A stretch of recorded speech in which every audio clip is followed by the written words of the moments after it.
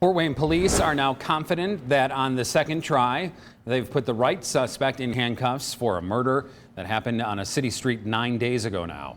Fort Wayne's NBC reporter Jeff Newmeyer is live outside the Allen County Jail to explain how police dismissed charges against the first man arrested before zeroing in on suspect number 2. Jeff?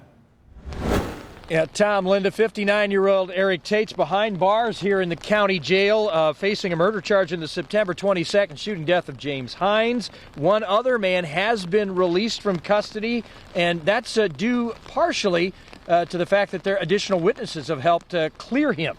Now, we're not going to name that first suspect to protect his reputation from further damage. The shooting happened in the middle of the street in the 600 block of East Lewis Street. Court documents indicate 53-year-old James Hines was arguing with 3 people, then was shot in the head.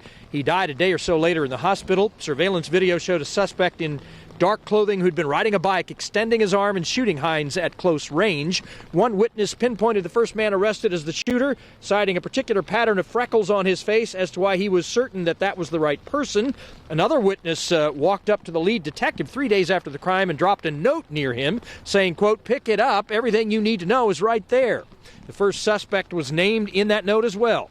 But after that arrest, police say other people provided information to dispute the first suspect's role, and that police also found the murder weapon, the bike, and matching clothing items at the place where 59-year-old Eric Tate was staying that tied him to the crime.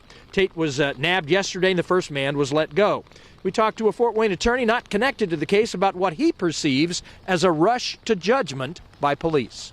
It strikes me as there wasn't an adequate investigation initially, or they would not have, arrested him that quickly. These things evolve as cases, and it just goes to show you our job is never done. And if there is exculpatory evidence that we come across that exonerates people, we will make every effort to disclose that and free them.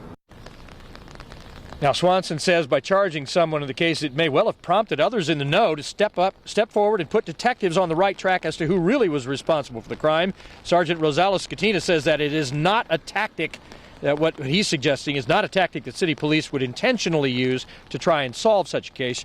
We reached out to neighbors of that first man who was taken into custody to try and see if we could reach him, get contact, see whether or not he might want to comment on what he has gone through, but we have not received any word back from that person at this point. Tom, Linda, back to you. All right, interesting developments in that case for sure. Jeff Newmeyer reporting live outside the Allen County Jail tonight. Jeff, thank you.